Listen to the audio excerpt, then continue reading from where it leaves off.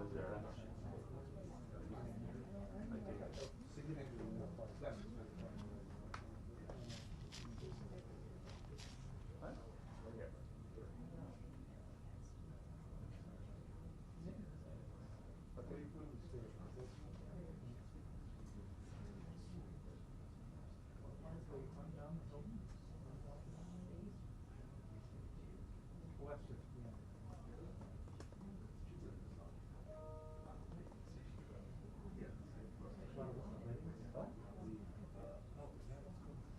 Yeah.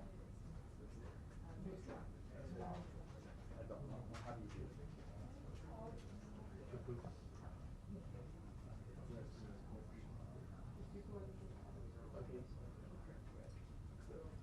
Okay. 150. I think the more Okay. interesting question is the C versus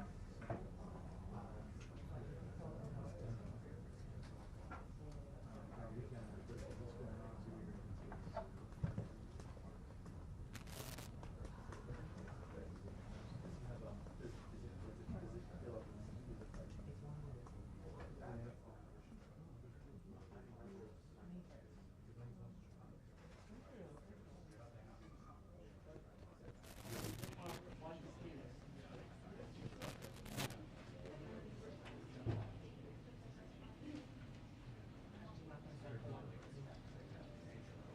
There was some late spring, right?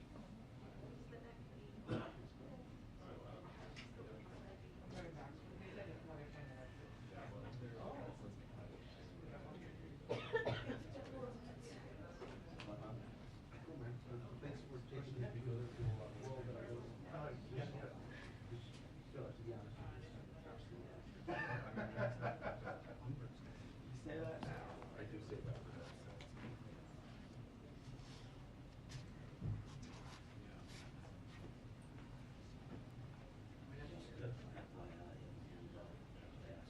I'm sorry.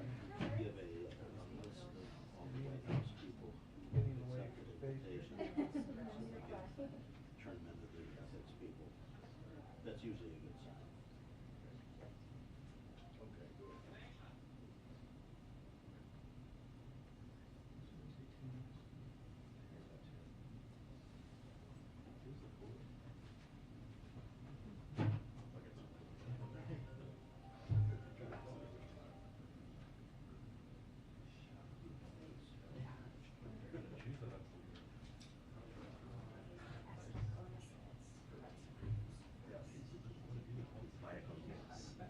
We're all well.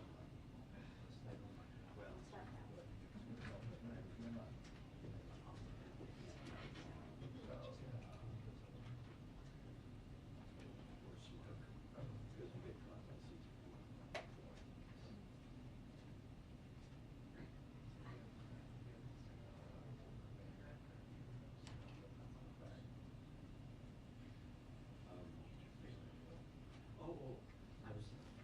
I'm so focused on doing the average time, but actually, yes.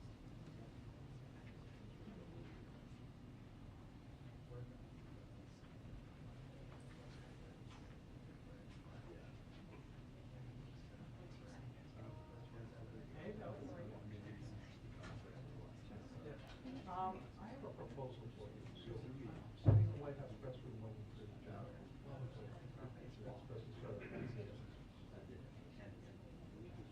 think she'll be done by 2 for the presidency. Full spray. I'm working away on this. I am smart. I'll right by their keys to Pennsylvania and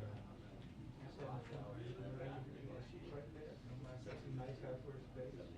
So I was thinking, I'll probably go up and do it with my right hand, my right hand, so I'll come here and do something like that.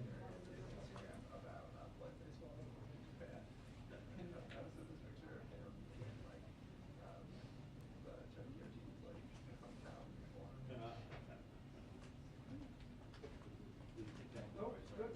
What time do you have to meet them?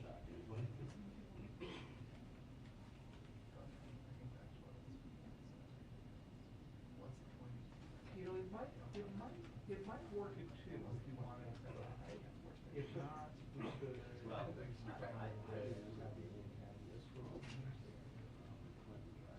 Oh, yeah? And 17. yeah, I know. Unless there's something that's more convenient for you, I could walk, when I walk out of the White House, it's close to wherever you're parked.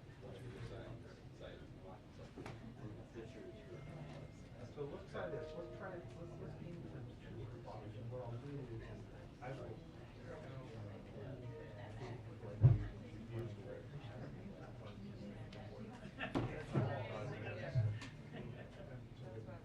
And his first time. 2 o'clock would be okay, get you out of there by, finish out by 2:30, or, I'm writing a story, so I'm gonna need writing.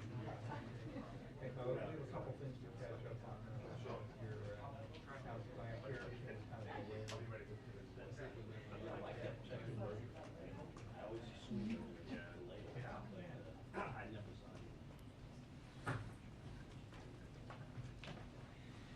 Getting ready to put kind of think about how to this moment in time. So from the notepad, I've got a couple of them. Yeah.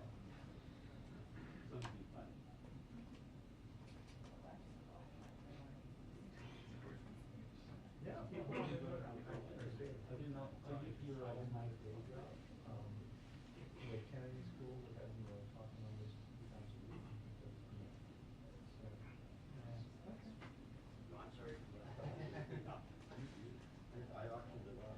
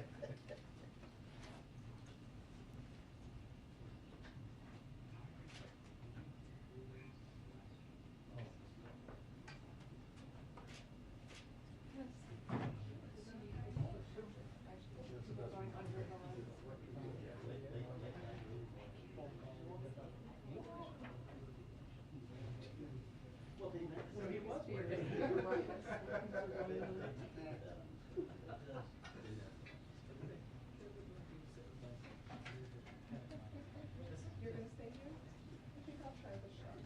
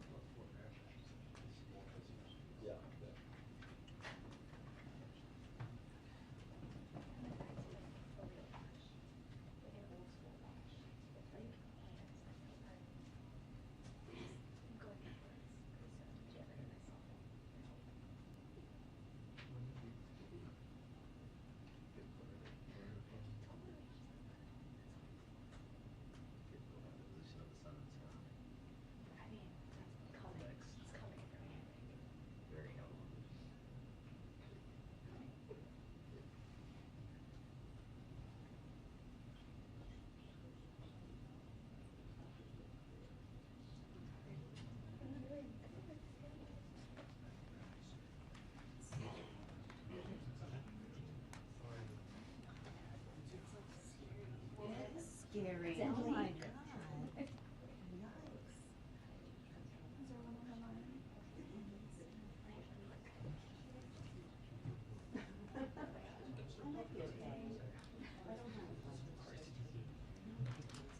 2-minute warning for briefing, 2-minute warning for briefing.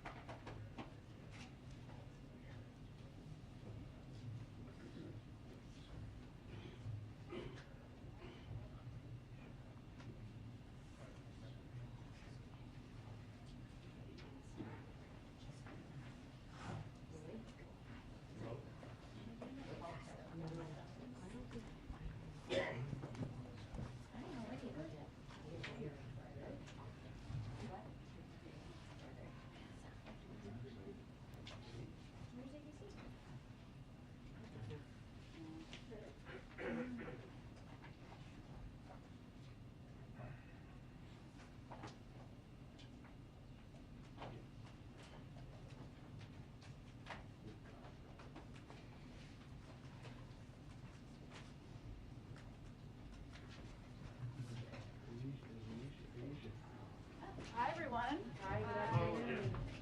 So nice to see everybody's beautiful faces. You too, Steve Holland, David Sanger. Just calling out some especially beautiful faces in the room. Yes, handsome devils. Okay. Just wanted to note one thing before we get started. As you all know, later today, the President will sign the Ending Forced Arbitration of Sexual Assault and Sexual Harassment Act into law. The bill amends the Federal Arbitration Act to make it easier for victims of sexual assault or harassment to go to court instead of being forced into arbitration by their employer. This law will affect the more than 60 million workers who are subject to mandatory arbitration clauses in the workplace, often without realizing it until they come forward with a claim against their employer. President Biden has long spoken against forced arbitration clauses in employment contracts, and today marks an important milestone in empowering survivors of sexual assault and sexual harassment and protecting employee rights. The bill would not have been possible without bipartisan work, including from those members of Congress who will be in attendance today, Representatives Bustos and Representative Griffith, and Senator Gillibrand and Senator Graham. Also wanted to note, it is Aisha Roscoe's last day in the briefing room seat before, yes. Thank you for all of your work. And she's going on, you've already announced this. I feel like I'm announcing news, but it's been announced, to host Weekend Edition for NPR as an NPR listener. I look forward to being in my sweatpants and coffee and listening to you this weekend. So congratulations and thank you for all of your work on behalf of the American people. With that, Colleen, why don't you kick us off? All right. So I wanted to ask about oil prices. Sure. They're already at about $111 or so a barrel. Pelosi has come out also in support of banning Russian oil. So why keep the carve out? Especially when oil, with the argument that Putin is going to not benefit from oil. You know what I'm trying to say? Yes, I think I do know what you're trying to say. Well, our objective and the president's objective has been to maximize impact on President Putin and Russia while minimizing impact to us and our allies and partners. And I know you've heard me say this a few times before, but we don't have a strategic interest in reducing the global supply of energy. And that would raise prices at the gas pump for the American people, around the world because it would reduce the supply available. And it's as simple as less supply raises prices. And that is certainly a big factor for the president in this at this moment. It also has the potential to pad the pockets of President Putin, which is exactly what we are not trying to do. So as the president has said, we carved out payments for energy, trade, and transport from our financial sectors, sanctions, with that in mind. I would also note that we have been taking steps to degrade Russia's status as a leading energy supplier over time. That includes, of course, shutting down Nord Stream 2 or preventing Nord Stream 2 from operating. That's why we're surging LNG to Europe to help accelerate its diversification from Russian gas. And I think you've also seen European leaders talk about the need to reduce their reliance and to diversify. And we are continuing to look at other options we could take right now to cut U.S. consumption of Russian energy. I mean, for us, if you look at publicly available data, it's only about 10% of our imports. But again, reducing the supply out there would have an impact on prices and on prices at the gas pump. I guess the question is, if oil is already so expensive, isn't he already benefiting from an already costly, price of oil? How does he stand to benefit if you continue to allow that? If it reduces further, it makes it more expensive. So I think we look at it through that prism. Go ahead. On the cost of this, I mean, the president has sort of braced American people for this, right? He's said that defending democracy and liberty is never without a cost. So is it just that banning all Russian oil and gas imports, that's just a cost that he thinks is too much for the American people to bear? Well, I think there's two different pieces here. Banning banning Russian imports, right? Or what he has done is carved out payments for energy, trade, and transport from our financial sanctions. They're slightly two different things. And the president, the volatility in the oil markets, as the president has been predicting and as you referenced, he talked about in the speech he gave last week, is a direct result of the fact that President Putin invaded Ukraine, and that has created volatility. One of the big reason, of course, that the president announced the release of of 30 million barrels from the Strategic Petroleum Reserve and the coordinated release is to address that and ensure we are doing what we can to put more in the marketplace. But again, his prism he looks at this through is how can we maximize impact on President Putin while minimizing it on the American people. And President Zelensky has called on Russia to be stripped of its ability to vote in the UN Security Council. Does the U.S. want Russia to be removed as a permanent member? We don't see that happening. We certainly understand they have a permanent seat on the Security Council. Of course, that is why it's so particularly disturbing that Russia, given its particular responsibility for upholding the UN Charter, is actively subverting the charter and abusing its position. The fact is they have a permanent, we're really focused on isolating them, on isolating Russia and holding them accountable. And as you know, that's what we and our allies are focused on doing. Go ahead. President Zelensky is calling again for a no-fly zone over Ukraine. Is that something you're giving any thought to at all? Again, the reason why that has not been a step the president has been willing to take or we have been interested in taking is because a no-fly zone requires implementation. It would require essentially the U.S. military shooting down Russian planes and prompting a potential direct war with Russia, the exact step that we want to avoid. When the president of Finland visits tomorrow, does the president want to talk to him about joining NATO? Well, the president is looking forward to welcoming the president of Finland tomorrow to the White House to continue their conversations about enhancing our strong bilateral relations. I would note that they have spoken twice in the last few months, once on December 13th and again on January 18th. I would expect they will discuss the U.S.-Finnish defense relationship, which is very strong and in fact complements Finland's close partnership with NATO.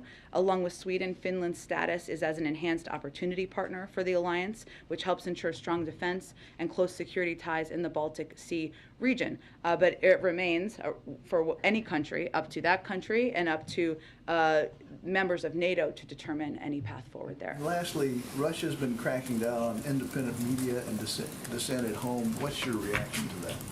We have seen that and are deeply concerned. Let me give you some specific examples, because as journalists yourself, I think you will hear it as quite jarring. One moment, sorry, I just want to find all the specifics in here. Thank you for your patience. One second. Okay. The Kremlin right now is engaged in a full assault on media freedom and the truth. Let me give you some examples. Today, independent media sites such as Echo Moscow Radio and TV Rain are off the air and threaten to block, they kicked them off the air, and they threaten to block online platforms such as VOA Russia. We've seen Russia prohibit Russian media from referring to what they are doing in Ukraine as, quote, a war, or, quote, an invasion, or, quote, an attack. They are banning their use of terms even, allowing media to use only government-sourced information to report on the war. They've called a special session of the parliament to consider a bill to make unofficial reporting on Russia's further invasion punishable by up to 15 years in prison. They have arrested more than 7,300 protesters, some immediately after they began to protest Putin's war of choice. They have blocked and shut down social media sites such as Twitter, Facebook, and Instagram, and they have limited the amount of dollars citizens can take out of the country. What they are trying to do is block any information about what they are doing to invade a sovereign country, and they're taking severe steps to do exactly that. Go ahead. Just to follow up, is the administration moving closer to banning Russian oil imports? I don't have any assessment of that for you. I just wanted to note the difference between them, or that there are several different components of options. I guess the question is, what's the calculus in waiting if it's ultimately the step that the United States is going to take? Well, there's a policy process that is undergone for any decision that is made. Sometimes those move rapidly, and often there are a range of factors that are discussed as those decisions are made. The Pentagon noted today that Russian convoy that's about 40 miles at least long is still stalled, largely, they believe. Yeah. Does the president still think, though, that ultimately Russia is successfully going to take Kyiv? That continues to be their aspiration. I think the Pentagon also noted that they now have 90% of their military combat power pre-staged at the Ukrainian border is now in Ukraine. They've launched more than 480 missiles at Ukraine in the invasion. That's about up from 450 since Thursday. So they are continuing to take aggressive steps and move towards their ultimate objective, which is taking over Kyiv and taking over the country. Any assessment on timing for that? I don't have an assessment to offer from here. Go ahead. Oh, go ahead. Is there any situation where President Biden would sit down with President Putin in person again, so long as Russian forces are in Ukraine? I can't make an assessment of that, Caitlin. Right now, they're invading a sovereign country and continuing to escalate every day. We're never going to take diplomacy ever off the table, but again, now's not the moment for that. But why not rule out an in-person meeting if his forces are in Ukraine, a sovereign country? Again, we have discussions internally about what the best steps are to de-escalate what is clearly a horrific conflict on the ground. Now is not the moment. We're not planning a meeting between them or an engagement or a call. The president's been very, very clear about that. But we'll have those discussions internally and weigh the range of factors. Go ahead. Thanks, Jen. We understand that new U.S. sanctions against oligarchs are going to be announced this afternoon. Yeah. Individual oligarchs might be named. Yes. How is the White House choosing which oligarchs to sanction? Do you start with the richest ones or the ones with the closest ties to Vladimir Putin? We look at one of the big factors is, of course, the proximity to President Putin. We want him to feel the squeeze. We want the people around him to feel the squeeze. I don't believe this is going to be the last set of oligarchs. Making them a priority and a focus of our individual sanctions is something the president has been focused on. And I understand that a travel ban is going to be one component of this announcement. What about oligarchs who are already here? Will they have to leave the country immediately? Let me check on that for you. I think we'll have some sort of backgrounder on this to get you more details, and the president will have more specifics himself in about 30 to 45 minutes, depending on how close we are in time. Okay.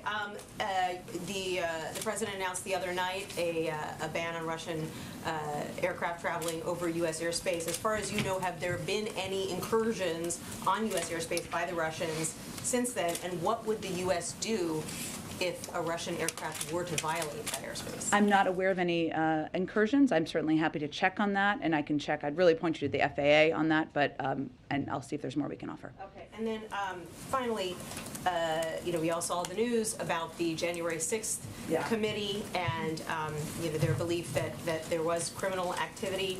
I wanted to get your reaction to that, and also, does the president believe that former Vice President Pence should volunteer to testify before the committee? Well, let me first reiterate something you heard the president say. The former president subverted the Constitution in an attempt to overturn a lawful and fair election. His actions represent a unique and existential threat to our democracy. And the president has been clear that these events warrant a full investigation. Part of this is what we're seeing play out and what you just mentioned and has been reported over the course of the morning. We, of course, respect the independence of the Department of Justice. That gives confidence to the American people. That's how it should always be. And they will make a decision about how to move from here. As it relates to Vice President Pence, I would say the president believes that anyone who is asked should participate in the process of getting to the bottom of what happened on January 6th. Go ahead. Thanks, Jen. On gas, you just said that, less supply raises prices. It's not in our strategic interest to reduce the supply. Yeah. We also know, the president as recently as yesterday talked about increasing domestic manufacturing to bring down prices on inflated items like goods. So why not apply the same logic to energy and increase domestic production here? Well, there are 9,000 approved oil leases that the oil companies are not tapping into currently, so I would ask them that question. Is there nothing that the administration can do to get those providers back to pre-pandemic levels? Do you think the oil companies don't have enough money to drill on the places that have been pre-approved? Just asking. I would point that question to them, and we can talk about it more tomorrow when you learn more. Do you think that opening the Keystone pipeline and having more energy-friendly policies might do that? The Keystone Pipeline has never been operational. It would take years for that to have any impact. I know a number of members of Congress have suggested that, but that is a proposed solution that has no relationship or would have no impact on what the problem is. We here all agree is an issue. So during those years where it would take to bring down prices, as you're saying, we should just continue to buy Russian oil? Well, again, Jackie, I think you're familiar with a number of steps we've taken, a historic release from the Strategic Petroleum Reserve. What we can, let me finish. What we can do over time, and what this is all a reminder of in the president's view, is our need to reduce our reliance on oil. The Europeans need to do that. We need to do that. If we do more to invest in clean energy, more to invest in other sources of energy, that's exactly what we can do to prevent this from happening in the future. We welcome any Republicans from joining us in that effort. Go ahead. As long as we're buying Russian oil, though, aren't we financing the war? Well, Jackie, again, it's only about 10% of what we're importing.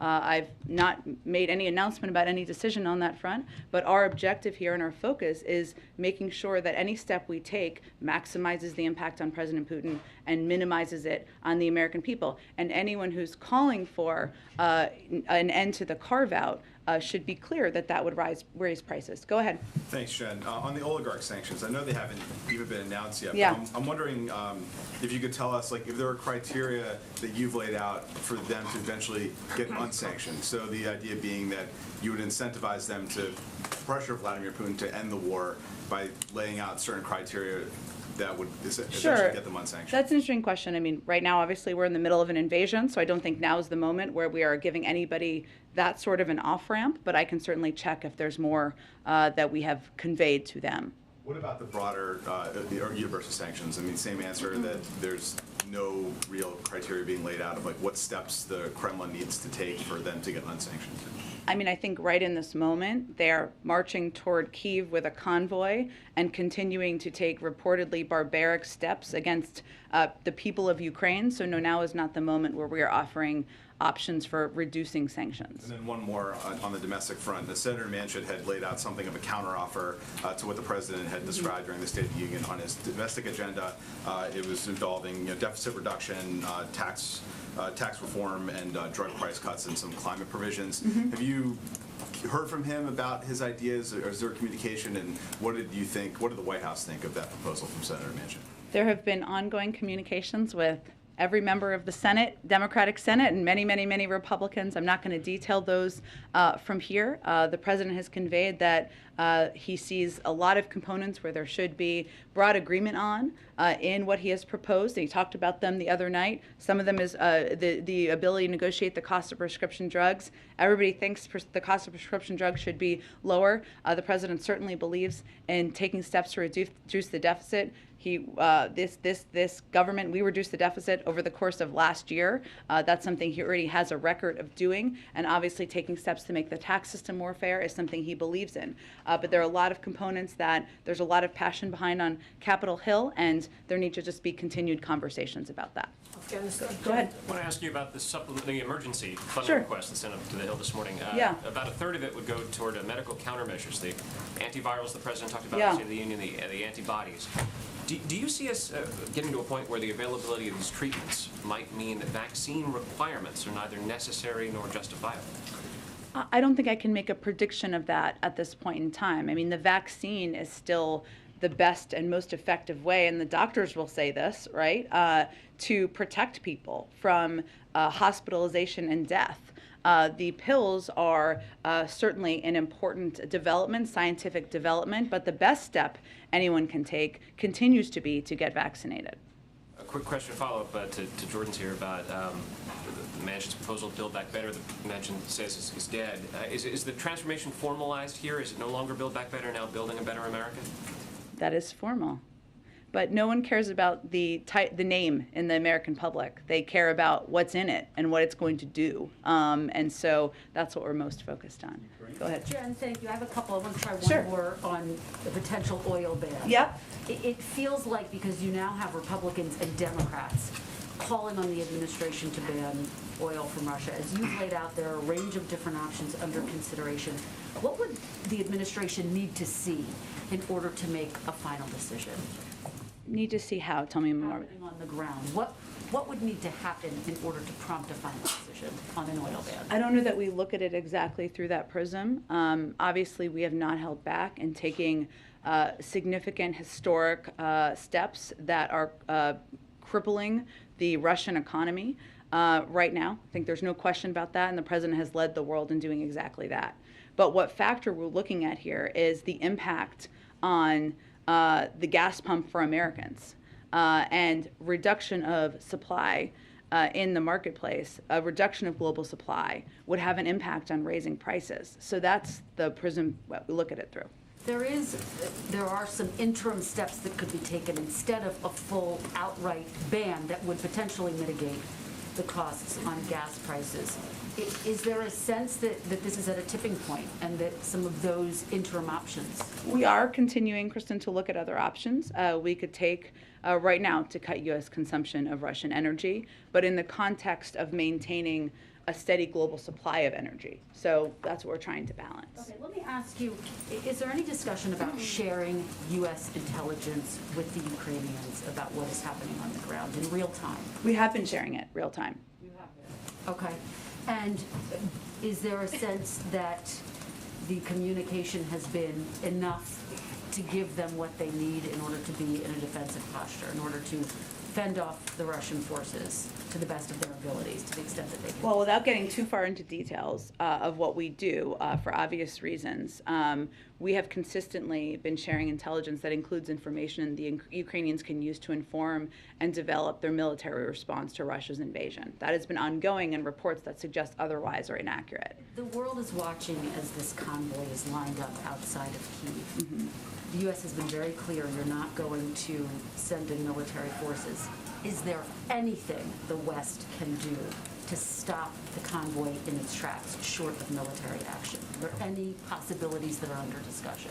Well, one of the reasons the president pushed to expedite the delivery or the approval and delivery of a security package over the weekend was to give them, the Ukrainians, more support, more equipment, more defensive weapons to utilize in this moment.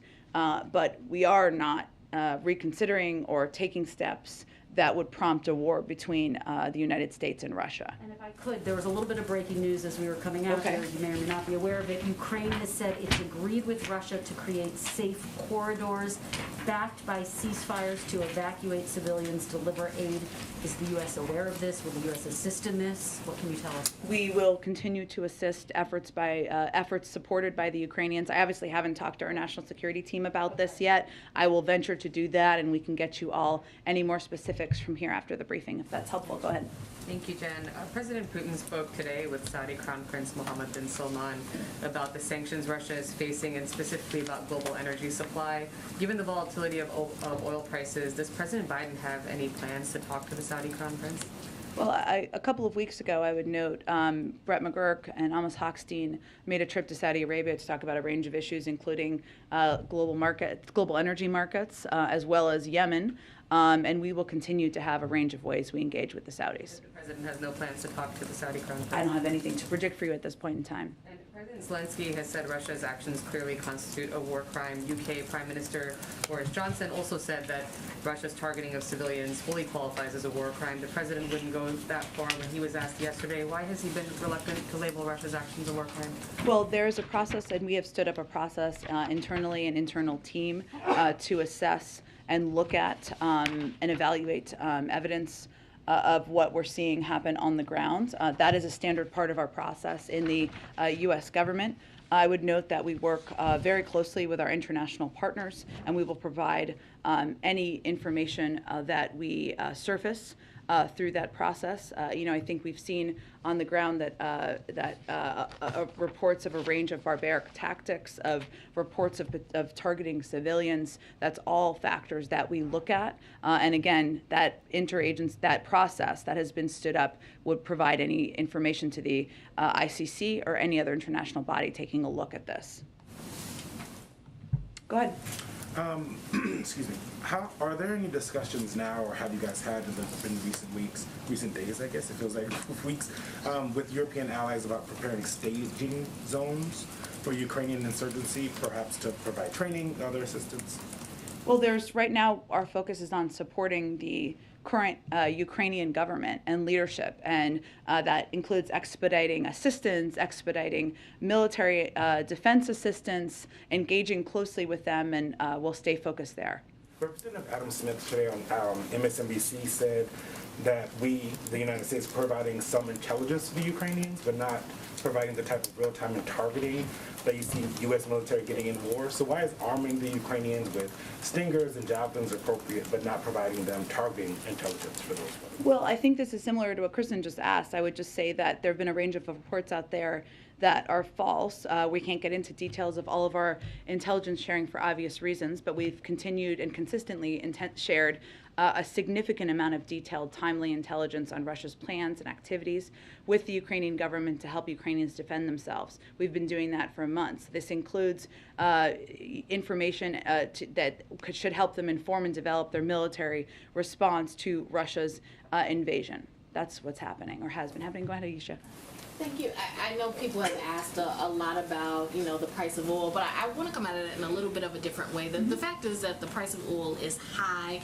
It is very unlikely to go down anytime soon, and more than likely will go up. What is the White House looking at? I know that there was the strategic release of oil, but are there other things that the White House is looking at to help consumers at the pump?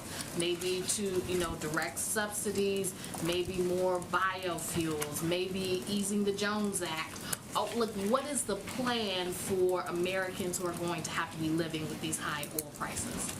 Well, I would say first on the release of the Strategic Petroleum Reserve, it first goes to an auction, and it's a process that will proceed, and a lot of that will happen over the course of the coming weeks. So we haven't seen, obviously, all of the direct impact of the announcement that was just made 2 days ago. But a range of options remain on the table. I can't get into all the details of those, but the President is quite focused on making sure that we are taking steps to reduce the impact, to ensure there's supply necessary out there. Obviously, tapping the Strategic Petroleum Reserve is part of that, engaging with global partners around the world who may be big global suppliers about putting more oil in the system. That is part of the discussion. And sure, there are a range of domestic options, but There have been ongoing discussions and considerations. Some of that you saw with the announcement of the Strategic Petroleum Reserve released just 2 nights ago. What does the White House say to American consumers? Like, should American consumers right now be thinking, okay, I'm going to have to pay a lot more at the pump going forward? Should they be taking that into consideration when they're buying cars? Or, should they try to buy more fuel-efficient cars or saving their money? Like, what should they be doing practically at this moment, considering the price of gas is going to affect them? Of course it is, as I've been saying, and that's why we've been focused on it for weeks, if not months, to ensure we are taking every step, the president is taking every step to reduce that impact. The release of his Strategic Petroleum Reserve, 30 million barrels that he announced just the other night, again, that process is just starting. It's a bit of a process to get that going, and that will hopefully have an impact in getting more supply out there. But we would say directly to consumers, the president is going to do everything we can to reduce the impact, to make sure that we are working with our partners around the world to address the volatility in the global oil markets, to consider a range of options that he can continue to take to reduce the impact that they're feeling at the pump. And this has been front and center on his mind since the beginning of this conflict. There was a call with Quad leaders today. Yeah. India has a military relationship with Russia. Was that discussed at all, or is there talk of talking to India about that relationship that it has with Russia? Is there anything that the U.S. plans to do on that? Well, what I can tell you about the call, and we'll have a more comprehensive readout soon if it's not already out, is that the president felt it was a constructive conversation.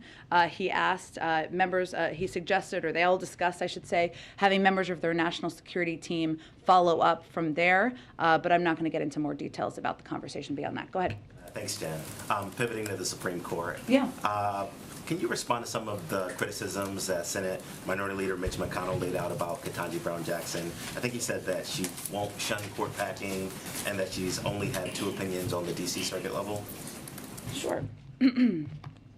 So as I think you're referencing, Ketanji Brown Jackson, Judge Ketanji Brown Jackson has obviously started to have meetings on Capitol Hill that have been ongoing. I would note that as it relates to the first question, the Constitution is clear that the number of justices is a question for Congress, not the judiciary. And a number of you have actually pointed out this morning that during Justice Amy Coney Barrett's confirmation hearing, she was asked a question about court packing or court enlargement, and she said, quote, "That is a question left open to Congress." I'd also note that yesterday, Senator McConnell also said that there was, quote, "no question that Judge Jackson was qualified for the Supreme Court." And earlier in the day, he said they'd had a good meeting. I think there's no question that as a judge who has been confirmed 3 times by the Senate, someone who has a long record as both a jurist who has ruled in the direction of Democrats and Republicans, that she is someone who is eminently qualified for this job, which is why the president nominated her. One more on the State of the Union. Yeah. The president repudiated the phrase defund the police, and I wonder if you can talk a little bit about the genesis of that line in the speech. Was it about rising crime in American cities or Republican attacks? And there's also been criticism, that he did not talk about police accountability more in the State of the Union. I wonder if you can respond to that as well. Sure. Well, on the first part of the question, that's been the president's view for decades. He's never been a supporter of defunding the police. He made that clear on the campaign. There has been attempts to mischaracterize his position and the position of, frankly, a number of his Democratic colleagues. And yes, it is true that in the State of the Union, the president felt it was important to speak to safe communities, the steps that he would continue to support to ensure there was funding for local police departments. But that has been his position for decades. It was simply a restatement of that. On the second part of your question, I would say that the president has been clear many times that he believes that we need to continue to ensure police departments have the funding they need, that there are strong relationships and partnerships built with communities, but that there also needs to be steps that are taken to ensure there are accountability measures put in place. He was a strong supporter of the bipartisan discussion about police reform that unfortunately stalled, but remains, a consideration of an executive order remains under consideration. I would would also note that there are a number of steps that the Department of Justice has taken, banning chokeholds, et cetera, at the federal level that the president is proud that has happened in his administration. Go ahead.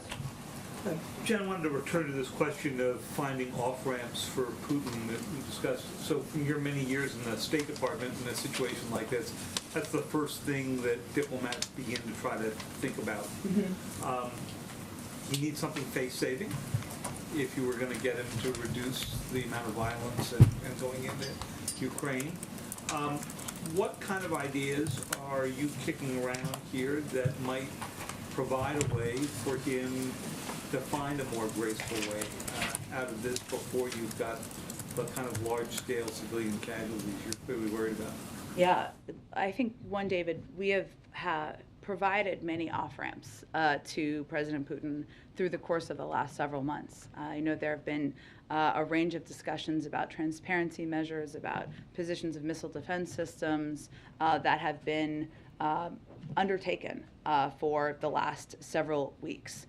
It's going to be very hard to have for diplomacy to succeed without military de-escalation. And whatever we do, we're going to do that in lockstep with our partners and allies. Secretary Blinken is leaving today for Brussels.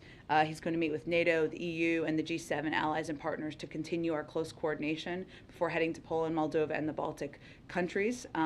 But again, our effort and our focus right now is continue to work with our allies and partners to implement these sanctions, put the pressure on, and leave the door open to diplomacy, of course. But it's difficult to do that in the middle of a war. So if there is de-escalation, if you could get a ceasefire, for example, before Kiev turned into more of a ruin, is the administration willing to then suspend some of the sanctions that they recently announced? I'm not going to lay out conditions from here. I think those are conversations, the range of conversations, if there are de-escalatory steps, that we would have with our European partners. And obviously, Secretary Blinken will be playing a front and center role in doing exactly that. One last one for you. President Zelensky, in a news conference he gave a few hours ago, said that the West should recognize that where Putin is headed toward, he said, was Berlin. I mean, his point being that he wanted to take this war beyond Ukraine.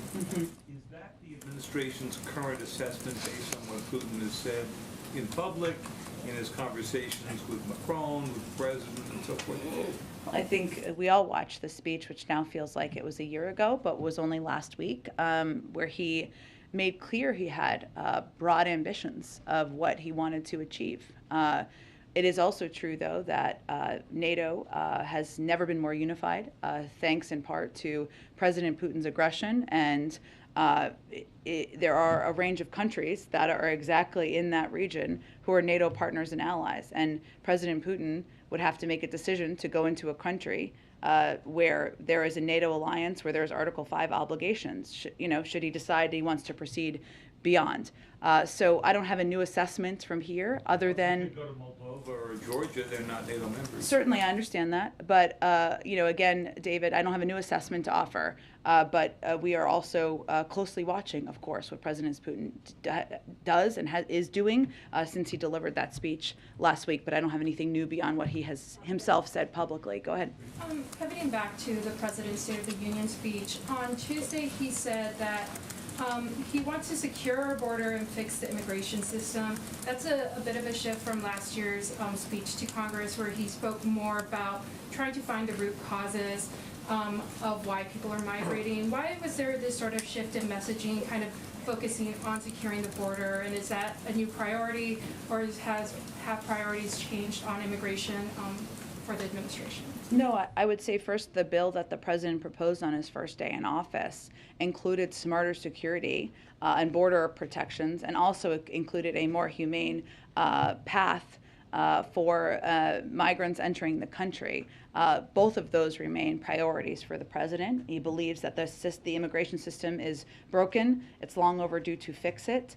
He also believes, and worked on this very closely as vice president, that addressing the root causes is one of the central steps we need to remain focused on, even as we're trying to address the current circumstances at the border. Then why was it important for the president to say advocate for securing our border? I know He's been criticized heavily, by Republicans, by, certain folks on, how he's handled immigration at the border. So is that important for him to say? Well, that's part of his bill that he proposed, so it's consistent with his policies. And one last question, has there been any discussion on ending Title 42? I know we've talked, the president even talked about it on Tuesday, about how we're moving past the pandemic. This is obviously a policy that's been kept in place because of the pandemic. Has there been any discussions on ending that?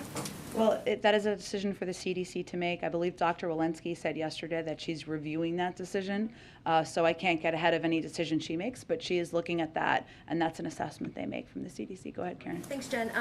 Back to the oligarchs and the sanctions. You had said earlier that you want Putin to feel the squeeze and the people around him to feel the squeeze. How does the administration feel that these sanctions could actually change his behavior and result in de-escalation? What evidence is there that the sanctions like this would work for what you want to achieve right now? Well, it's a factor. It's not the only factor, right? But what we're talking about here is seizing their assets, seizing their yachts, and making it harder for them to send, their children to colleges and universities in the West. These are significant steps that will impact the people who are closely around President Putin. It's not the only step we're taking. Obviously, the financial sanctions and the steps we've taken have crippled the financial sector so much in Russia that they've kept the stock market closed for a couple of days. So it's just an effort to get close to the people around President Putin.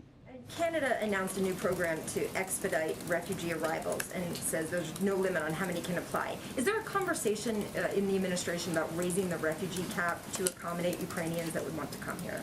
I have to check and see if the cap would actually need to be raised. We have said that we continue to be open to receiving refugees, of course, that what our focus is on, given the vast majority of them have expressed an interest in going to European countries and neighboring countries, is being the largest provider of humanitarian assistance in the world, something that we increased over the course of the last several days, and Samantha Power made an announcement about that, and continuing to provide assistance that way. But we remain open as well. I think it's just, again, important to note what the preferences of the vast majority of the refugees who are leaving Ukraine. Go ahead.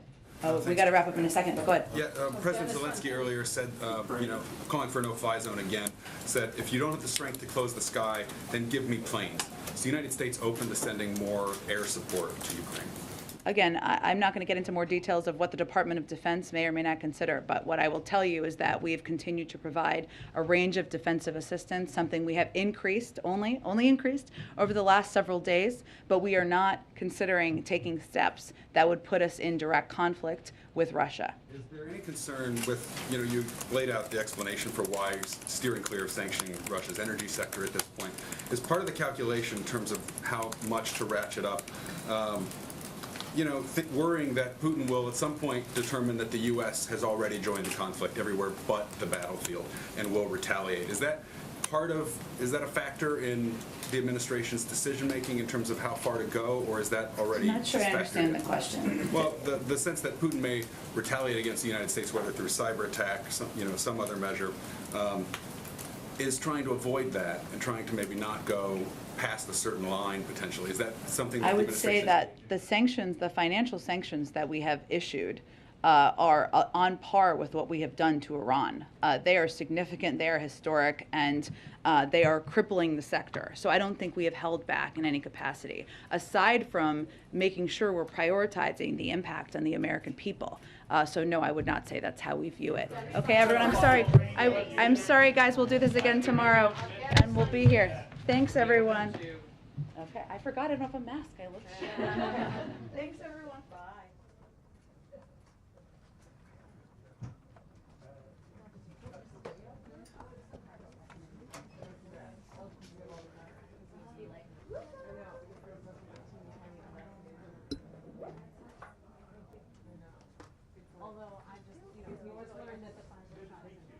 I know.